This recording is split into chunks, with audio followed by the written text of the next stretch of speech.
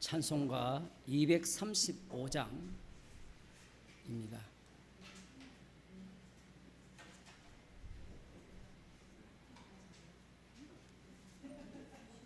235.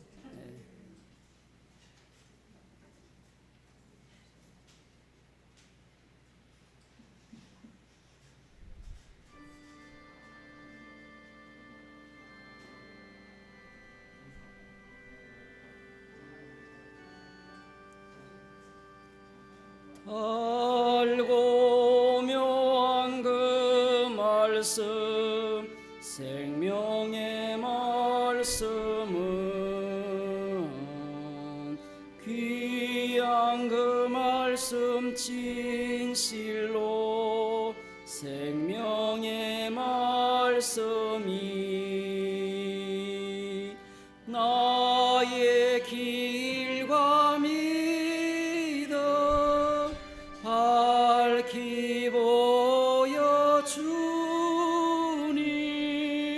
아름답고 귀한 말씀, 생명샘이로다.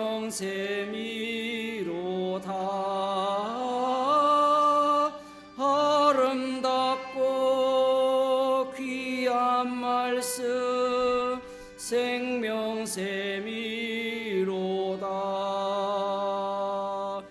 귀한 그 말씀 내 노래 제목이 되도다.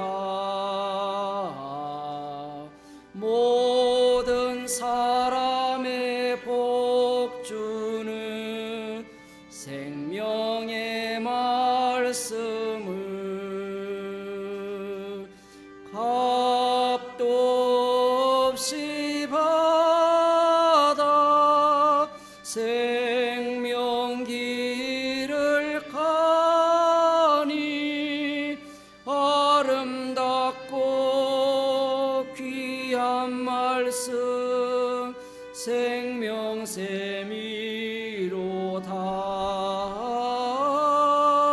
아름답고 귀한 말씀, 생명샘이로다.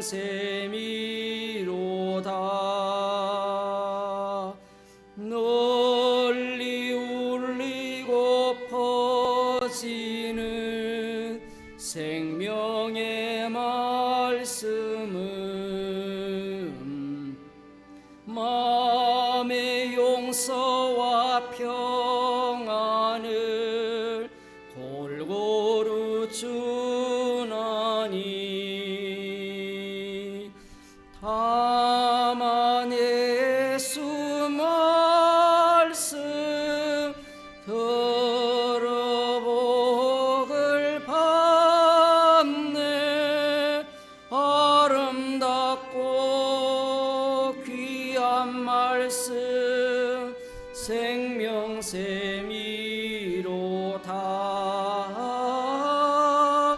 아름답고 귀한 말씀, 생명샘이로다.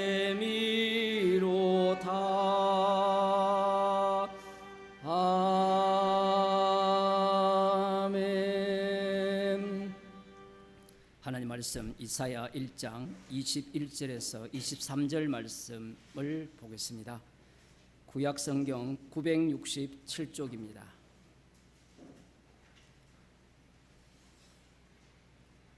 같이 읽도록 하겠습니다. 신실하던 성읍이 어찌하여 창기가 되었는고, 공평이 거기 충만하였고 의리가 그 가운데에 거하였더니 이제는 살인자들 뿐이었도다. 내 은은 찢기가 되었고 너의 포도주에는 물이 섞였도다. 내 방백들은 패역하여 도적과 짝하며 다 뇌물을 사랑하며 사례물을 구하며 고아를 위하여 신은치 아니하며 과부의 송사를 수리치 아니하는도다. 아멘. 이사야 선지자는 출발점을 신실하던 성읍에서 출발을 합니다. 신실하던 성읍, 공평이 충만한 성읍. 그리고 하나님의 공의가 그들 가운데 있었던 성읍이 지금 어떻게 되었는가? 여기에 보면 창기가 되었다. 그리고 살인자들 뿐이다. 이렇게 말씀하고 있어요. 지금 이사야 선지자의 출발 지점은 다윗 왕으로부터 출발한다고 보시면 됩니다. 그러면 이 신실하던 성읍이, 공의가 충만한 그 성읍이 왜 창기가 되고 이 살인자들로 가득 찬 성읍이 되었는가? 그것이 궁금하잖아요. 우리는 답을 아니까. 어차피 인간들은 그러니까. 그러나 하나님께서 이스라엘을 통해서 준 그 계시를 한번 보겠습니다. 열왕기상 11장입니다.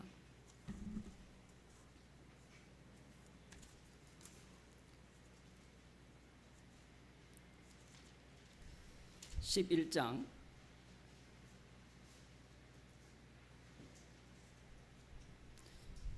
10장 23절을 보면 솔로몬 왕의 재상과 지혜가 천하 열왕보다 큰지라, 이렇게 말씀하고 있어요. 솔로몬이 어디서 1000번제를 드립니까? 성경을 많이 읽죠. 어디에서? 기브온 산당에서 1000번제를 드린 후에 하나님께서 네가 원하는 것을 주겠다고 하셨을 때 솔로몬은 뭘 달라고 했습니까? 지혜를 달라고 하는데 그 돈벌이 지혜가 아니라 왕의 자리는 판결하는 자리예요. 원래 재판관이 있죠. 천부장, 50부장, 천부장, 백부장, 50부장, 10부장. 이들은 이 민수기 25장에는 사사들로 등장하는데 재판관들입니다. 거기에서 이제 재판관이 제사장으로 바뀌면서 비나스가 대제사장이거든요. 제사장직에 영원한 언약을 세웁니다. 최종 판결자가 대제사장이 되는데 다윗 왕국으로 넘어오면 최종 판결자가 다윗이 돼요. 그러면서 그 왕의 자리가 심판자의 자리, 재판장의 자리가 돼요. 솔로몬이 하나님께 제사를 드린 이후에 하나님이 무엇을 주시겠다고 할 때 세상의 영화도 아니고 부귀도 아니라 지혜를 구했죠. 제대로 된 지혜를 구한 겁니다. 물론 그 지혜로 인하여서 이 솔로몬이 엄청나게 부자가 돼요. 그 지혜를 듣기 위해서 오는 사람들이 빈손으로 오지 않았거든요. 그런 상황에서 지금 23절에서 솔로몬 왕의 재상과 지혜가 천하 열왕보다 큰지라.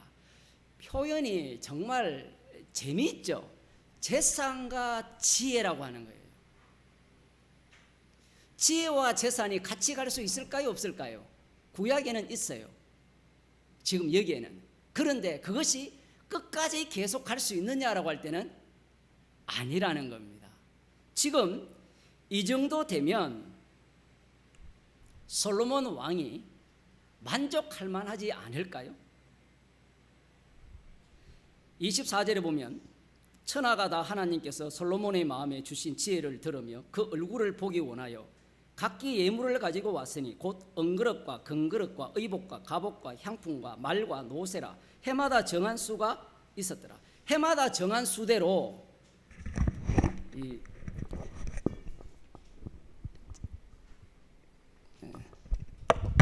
솔로몬이 재물을 원한 게 아니었고 지혜를 원했죠.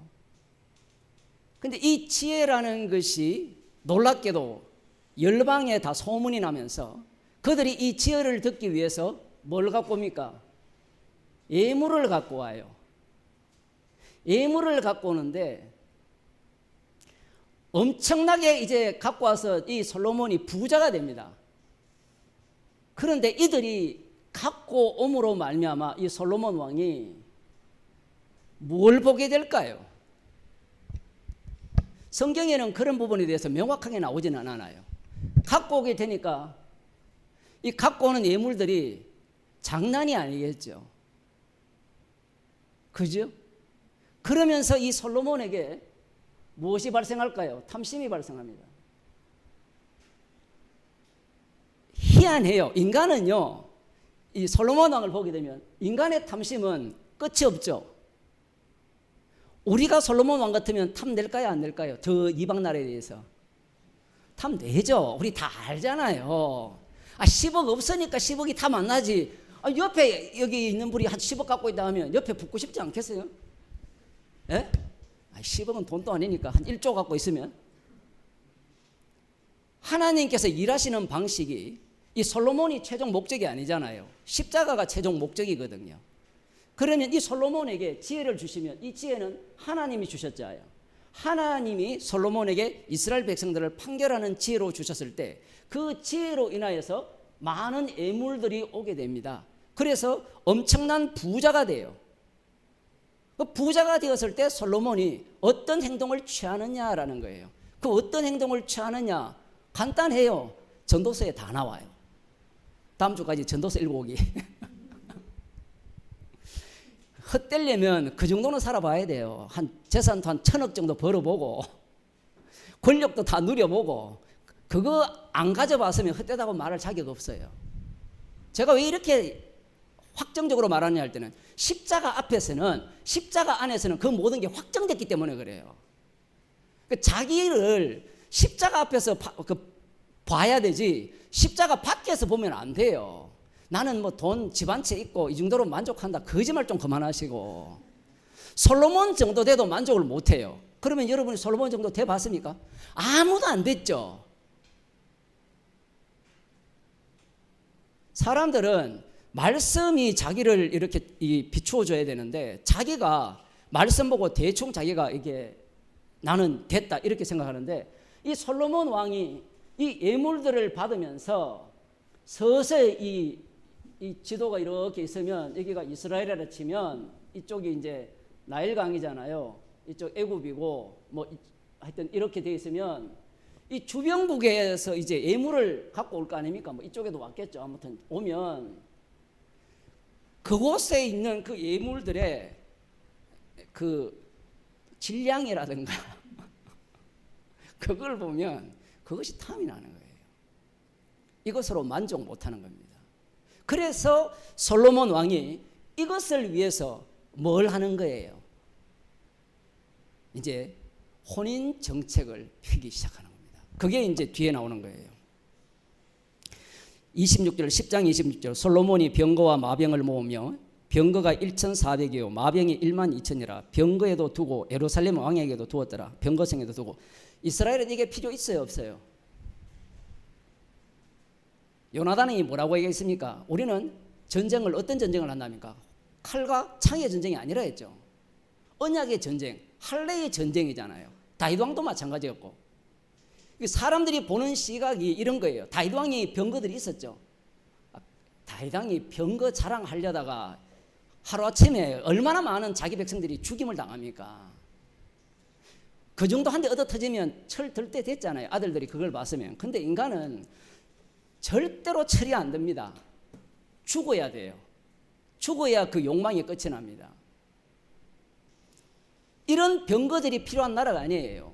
이 병거들을 이야기하는 것은 이 병거를 거꾸로 보면 돼요. 이 이스라엘이라는 나라는 희생물로 돌아가는 나라다. 아무리 병거가 많아도 희생물 정신이 없으면 망한다 이거예요. 논리가 그렇게 되어 있는 겁니다. 오늘날로 우리로 치면 아무리 돈이 많아도 십자가 없으면 아무 소용없는 거예요. 근데 십자가를 모르는 사람은 아무리 그 십자가를 알아도 돈 없으면 아무 소용없다. 이거로.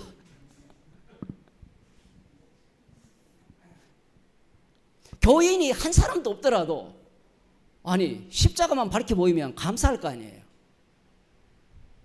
지금 이 솔로몬이 이런 어떤 병거들을 많이 두고 왕이 예루살렘에서 은을 돌같이 흔하게 하고 백향목을 평지에 뽕나무같이 많게 하였더라. 이게 어떤 곳이에요? 이게 은이 어느 정도 많다 합니까? 돌같이 많더라. 이거 여러분 어디서 많이 나오는 장면 아니에요? 이 은을 금으로 바꾸면 어떻게 돼요? 요한계시록에 나오는 새하늘과 새 땅 아니에요? 지금 이사야 선지자가 이걸 갖고 예언을 하거든요. 솔로몬 시대에 번창한 것을 그대로 이사야 선지자가 장차 올 그 천국이 황금으로 이렇게 이루어졌다라고 예언을 합니다.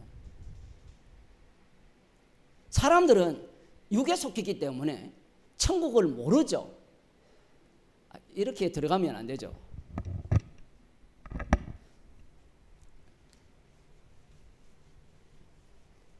오늘 제가 빨리 끝낼 줄 아셨는데 천국이라는 것이 지금 왜 이사야가 신실한 성읍이었고 공의가 이루어진 성읍, 이것이 솔로몬 왕 때 이루어졌거든요. 솔로몬, 물론 다윗 왕도 있는데 알아보겠을게요. 서도 못 알아보니까 뭐 이런 말씀을 하셔가지고 이 솔로몬 왕 때 이렇게 이루어졌는데 이 천국이라는 그 과정들을 보면 처음에는 에덴 동산이에요. 아까 아침에도 설교했지만 에덴 동산에서 인간들이 스스로 자기가 생각하는 천국을 만들죠. 그걸 에녹성이라 합니다. 에녹성. 이 에녹성이 나중에 바벨탑이 되거든요. 어쩐든 간에 이렇게 넘어오게 되면 하나님께서 아브라함에게 약속을 주십니다. 약속이 뭔가 하면 땅에 대한 약속, 그리고 씨에 대한 약속, 그 다음 큰 나라, 큰 민족, 이걸 나라라고 합시다. 여기에 대한 약속을 줍니다. 약속을 주게 되면 반복할게요. 아브라함은 이 약속을 어떻게 이해하는가 하면 이걸로 이해를 해요. 에덴 동산으로. 그러면 조금 더 당기면 에녹성으로 이해를 한다고요. 그래서 이 약속을 받은 자들이 어디로 들어갑니까? 가나안 땅에 들어가죠. 가나안 땅에 들어가면 이들은 이 약속을 갖고 있기 때문에 약속의 땅에 들어가면 이 땅이 에덴과 같을 것이라고 생각을 해요. 그런데 이들이 불순종하잖아요. 불순종해서 바벨론 포로로 잡혀가죠. 포로로 잡혀가서 70년에서 수요 예배 꼭 들으세요. 71회로 이렇게 바뀌어집니다. 바뀌어지면 71회가 끝나면 하나님께서 이걸 천국이라 합니다. 많이 들었죠? 회개하라 천국이 가까웠다. 하나님 나라 이야기를 사복음서에서 계속해서 하는 이유가 그 당시에 남은 자 유대인들이 기다리는 나라가 하나님 나라이기 때문에 그래요. 그 하나님 나라가 어떤 내용이냐면 이사야 선지자가 예언한, 다른 선지자도 예언했지만 이 이사야 선지자는 아예 대놓고 에덴 동산 같다라고 이야기합니다. 에덴 동산. 에덴 동산 같은 천국을 누가 만드느냐 할 때는 메시아가 오면 메시아 플러스 누굴까요? 남은 자예요. 그런데 여기에서 순서가 뭔가 하면 남은 자가 먼저 있죠. 남은 자가 있잖아요. 메시아는 기다리는 거고. 그러면 남은 자가 1번, 메시아가 2번. 그래서 이 남은 자가 메시아를 판단합니다. 판단. 이거 기본 아니에요? 여러분이 예를 들어 목사를 초빙할 때 여러분이 목사를 판단할 거예요? 목사가 여러분을 판단할 거예요? 상식적이잖아요. 돈 있는 사람이 판단할 거 아니에요. 백성이 있어야 나라가 되지 왕 혼자 있으면 나라가 될까요? 안 될까요? 안 되죠. 그게 유대인들의 생각입니다. 그래서 이들이 지금 뭘 기다렸냐 할 때는 천국을 기다릴 때 이 천국이 어떤 천국이냐라고 할 때는 지금 솔로몬이 지금 누렸던 그 영화, 그러한 영광스러운 나라와 같은 천국을 이들이 기다리고 있는 겁니다. 이제 문제는 솔로몬이 지금 이런 상황에서 이게 지금 사실은 지옥이거든요. 지옥. 이게 지옥이에요. 이 천국을 기다린 자들이 예수님을 살해했기 때문에, 그래서 예수 믿고 나 천국 가겠다 할 때 그분들한테 물어보세요. 천국이 어떠냐 그러면 야, 눈물 없고 슬픔 없고 말은 다 맞아. 그래서 그곳에서 뭐 하는데? 라고 물어보세요. 어린 양의 피만을 자랑한다면 그 사람은 진짜 성도예요. 그런데 천국 가면 내가 이 땅에 살던 걸 다 보상받고 그곳에서 행복하게 정말 내가 이때까지 부모하고 싸웠던 그 원수관계도 다 회복되고 형제관계도 회복되고 미리 가신 우리 어머니도 만나고 아버지도 만나고, 그건 뭐예요? 극락이죠. 극락왕생. 그 지옥이라는 겁니다. 지금 솔로몬이 이게 탐심을 이야기하는데, 탐심이 보세요. 약속을 주니까 탐심이 발생하는 거예요. 천국에 대한 탐심. 인간의 탐심은 끝이 없습니다. 탐심이 우상숭배라 했잖아요. 그러면 우리는 죽을 때까지 우상숭배만 하다가 죽는 거예요. 그런데 놀라운 것은 그것이 그리스도의 피 안에서 이루어지는 우상숭배이기 때문에 성도는 피를 자랑하는 겁니다. 지금 이 솔로몬 왕국이 분명히 이 신실하고 공의롭게 이루어지는데 문제가 무엇이냐라고 할 때는, 솔로몬은 그림자죠. 장차올 이 솔로몬이 누굽니까? 다윗의 아들이잖아요. 이게 다윗 언약이 아니면 다윗의 아들이 성전이 되신다라고 그 사무엘하 7장 14절에 나와요. 그러한 생각을 이들이 지금 갖고 있는데, 문제는 이 다윗의 아들이 한계성을 드러내는 지점이 어디냐라고 할 때는 분명히 신실한 성읍이고 공의가 가득 찬 성읍이었는데, 이웃 나라를 봅니다. 이웃 나라를 보게 되니까 솔로몬 왕이 탐심이 생기는 겁니다. 나도 저 나라처럼 더 강하고 싶다라는 거예요. 이게 자리 바꿈이 일어났어요. 솔로몬 왕이 처음부터 강한 나라, 이 세상 제국을 꿈꾸지 않았잖아요. 자기는 왕으로서 제대로 된 하나님의 그 지혜로 판결을 하는 그 나라에 섬기는 종이 되기를 원한 거예요.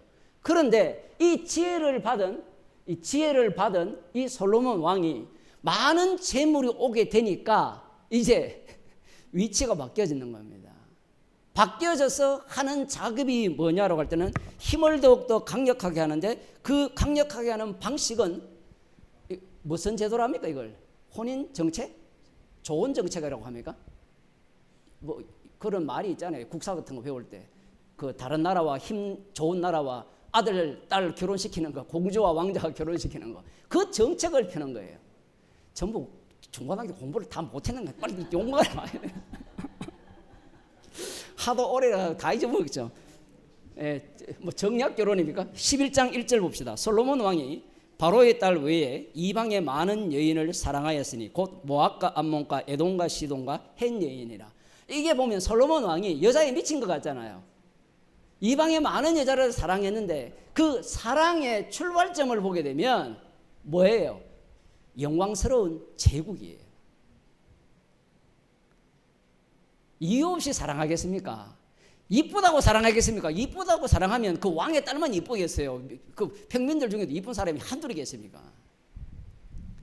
솔로몬이 뭘 사랑했느냐라고 하면 그 지혜로 인하여 얻게 된 그 엄청난 재물, 그 이상의 것을 원하고 있으니까 이제 이 여인들을 사랑하는데, 2절에 여호와께서 일찍이 이 여러 국민에게 대하여 이스라엘 자손에게 말씀하시기를 너희는 저희와 서로 통하지 말며 저희도 너희와 서로 통하게 말라. 저희가 정령코 너희의 마음을 돌이켜 저희의 신들을 쫓게 하리라 하셨으나, 이게 출애굽기에 나와요.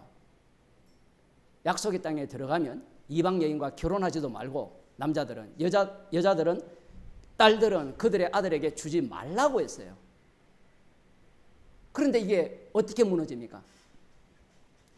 부자가 될 수 있다면요 예수 믿는 거고 필요 없습니다. 뭐 절간에 다니든 뭘 하든 그냥 아무나고 결혼해, 부자만 되면. 이런 논리예요. 여러분 같으면 그러지 않겠습니까?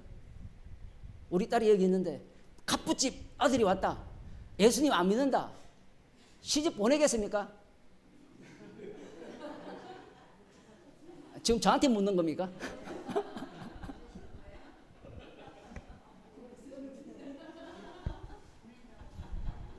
보내야죠. 혹시 압니까? 이 딸로 인하여서 저 사람이 구원을 얻을지. 그 성경에 나와 있죠. 그러면 저쪽에서 이혼하자면 어떻게 했습니까? 이혼해야죠. 지금 이런 얘기하니까 아무도 안 좋으시네. 지금 이 솔로몬 왕이 이런 정책을 펴는 이유는 무엇이 우선입니까? 율법이 우선입니까? 아니면 자기가 권력을 잡고 더 강력한 나라가 되는 것이 우선입니까? 목사 딸 얘기하니까 다 좋아하네. 이 더 강력한 권력을 소유하는 게 목적이 되죠. 그럴 때 뭘 무시합니까? 율법을 완전히 엉망진창으로 무시하죠. 그러면 율법이 무시되면 무엇이 사라지겠어요? 공의가 사라지기 시작하는 겁니다. 공의가 사라지면 어떤 일이 발생할까요? 지금 솔로몬이 이게 뭘 지상주의, 무엇이 가장 소중한 거예요? 권세라고 표현할 수도 있고, 이게, 예. 세상 권세와 영광인데 사실은 재밌는 게 이거예요. 권세와 영광이 아니라 지금 솔로몬을 찬양하고 있죠, 오는 사람들이. 오늘 오전 설교할 때 그 얘기와 성경은 어디를 봐도 똑같은 내용이에요. 똑같은데 다르게 표현하면서 우리의 죄들이 나오는데 이 권세와 영광, 자기 찬양받는 것에만 몰입을 합니다. 몰입을 하기 때문에 여호와 하나님께서 이방 여인과 결혼하지 말라고 할 때 이것은 이스라엘 왕이 먼저 그 말씀을 지켜야 되는 입장이 있어요. 왜냐하면 본인이 지혜를 받은 재판관이잖아요. 그런데 재판관이 무너졌어요. 무너지니까 그 밑에 있는 사람들도 뭘 추구하게 되죠? 똑같이 권세와 영광을 추구하는 겁니다. 이걸 쉽게 말하면 돈이죠. 오늘날로 말하면 돈에 미쳐버린 겁니다. 돈에 미쳐버리니까 율법은 어떻게 될까요? 율법은 제자리에 설 수가 없어요. 그래서 판결을 할 때 이 이스라엘에는 재판이 굉장히 중요해요. 재판이 왜 중요하냐라고 할 때는 이 재판을 통하여서 하나님의 재판이 이스라엘 가운데 어떻게 임했는가가 드러납니다. 하나님의 긍휼이 이스라엘 속에 임한 거잖아요. 그러면 그 유월절 정신이 재판 속에서 고스란히 녹아들어야 되는데 권세와 영광, 그러니까 자기 돈의 우선이 되면 이것이 어떻게 돼요? 자연히 다 무시당하는 거죠. 무시당하니까 이사야로 다시 가봅시다. 신실하던 성읍이 어찌하여 창기가 되었는고 공평이 거기 충만하였던 의가 공의가 그 가운데 가하였더니 이제 살인자들 뿐이라. 창기와 살인자들. 창기라는 것은 아까 솔로몬이 이방 여인을 사랑해서 그들이 섬기던 우상을 아예 예루살렘 주변으로 앞뒤 좌우로 도배를 해버립니다. 이 만불 영천에 가면 만불사가라는 게 있는데 이 입구부터 부처를 그 일을 한 거예요. 왜? 돈이 되니까. 돈이 되니까. 그걸 우상숭배라는데 이 우상숭배를 호세아서에는 엄난이라 이야기하죠. 창기라 이야기하고 에스겔에서는 창기짓을 했다 이렇게 이야기합니다. 돈을 받고 몸을 파는 정도가 아니라 쥐가 돈을 들여서 몸을 사세요라고 하는 거예요. 그게 북이스라엘과 남유다의 모습입니다. 왜 그러냐라고 할 때는 지금 이들이 뭘 지금 추구하고 있어요? 이방 나라와 같이 더 강한 힘과 더 높은 권세를 추구하고 있기 때문입니다. 정말 희한하죠. 하나님이 지혜를 안 주셨으면 이 꼴 안 당하는데 우리는 또 그 하나님께 원망 돌리고 싶잖아요. 하나님 왜 또 지혜를 주셔가지고 이렇게 부자가 되게 해가지고 이런 탐심을 생기겠습니까? 그래 너는 네가 말하는 지혜는 지혜도 아니야 라고 말씀하기 위해서 그래요. 진짜 지혜는 십자가의 지혜거든요. 십자가의 지혜가 들어닥쳐버리면 자기가 생각했던 모든 지혜들이 어리석은 것으로 판별나게 되어 있습니다. 그 과정이 지금 여기에서 드러나는 거죠. 결국 이들은 이스라엘은 북이스라엘은 이미 멸망한 그 상태에 가까웠고 지금 이 남유다조차도 어떻게 되어 있습니까? 남유다조차도 지금 하나님 보시기에 창기가 되어 있고 하나님 보시기에 살인자들로 가득 찬 거예요. 이런 표현이 재밌어요. 창기는 우상숭배고 그 다음 살인자들 나오죠. 살인자들이 왜 만들어졌냐 할 때는 관계이잖아요. 관계. 여러분이 출애굽기나 그 레위기나 민수기, 신명기를 보면 율법은 모두가 다 관계예요. 하나님과의 관계가 이웃과의 관계 속에서 다 이루어집니다. 이웃이 없으면 율법이 필요 없어요. 이런 게 재밌는 거예요. 이웃이 없으면 율법이 필요 없다니까요. 모든 게 이웃과의 관계예요. 1, 2, 3문 안식일을 지키라까지는 모두가 이웃이 필요 없죠. 나 외에 다른 신을 섬기지 말라, 만들지 말라, 그죠? 안식일을 거룩히 지키라. 여기까지는 이웃이 필요 없어요. 근데 부모를 공경하라부터는 다 이웃과의 관계예요. 근데 이웃과의 관계가 어떻게 바뀌느냐 할 때는 돈 문제로 다 바뀌어버려요. 돈 문제로 바뀌는 순간 어떤 상황으로 벌어지는가 하면 이 재판장들, 그 천부장, 50부장, 100부장, 50부장, 10부장 이들은 모두가 다 무엇을 따라 판결을 해야 됩니까? 하나님의 공의를 따라서 율법을 따라서 판결을 해야 되는데 뭘 따라서 판결해요? 뇌물을 받고 판결을 하는 거예요. 하나님께서는 이걸 두고 살인자들을 합니다. 그 뇌물 받고 판결을 하니까 어떤 사태가 발생합니까? 자살을 하잖아요. 여러분은 전세 사기 당한 분이 우리 교회에는 없죠. 얼마나 억울하겠어요. 뭐 3천만 원, 5천만 원, 어떤 사람 보기에는 그거 얼마 안 되지만 그것 때문에 자살을 하거든요. 그럼 이스라엘 백성 가운데도 그런 일이 발생하지 않았을까요? 고아와 과부를 돌보라는 것은 너희도 애굽 땅에서 종되었다가 인도함을 받았다. 어떻게 인도함을 받았느냐? 하나님의 긍휼이죠. 그 긍휼을 그들에게 베풀라고 할 때 돈이 우선일까요? 긍휼이 우선일까요? 모든 게 돈이 우선이 됩니다. 그러니 이들에게는 살기가 가득한 거예요. 타인이 죽어도 괜찮아요. 그러면서 이사야 앞부분에 뭐라 합니까? 안식일마다 월상마다 이 절기마다 제사라는 제사는 재물을 가득가득 쏟아붓는 거예요. 왜 그렇게 할까요? 꼭 오늘날 교회 갔잖아요. 교회가 교회에 헌금 열심히 하고 기도 열심히 하고 봉사 열심히 하고 그러면서 어떻게 살아라 그럽니까? 그것 갖고 또 사람들은 그렇게만 하지 말고 올바르게 살아야 된다. 십자가를 전해야 되는데 삼천포로 빠지는 거예요. 이미 구약에서 답이 다 나왔어요. 그렇게 한 자들이 바리새인과 서기관들입니다. 올바르게 산 거예요. 말로만 하는 것이 아니라 올바르게 살았기 때문에 예수님이 오실 때 그들은 예수님을 살해해버린 거예요.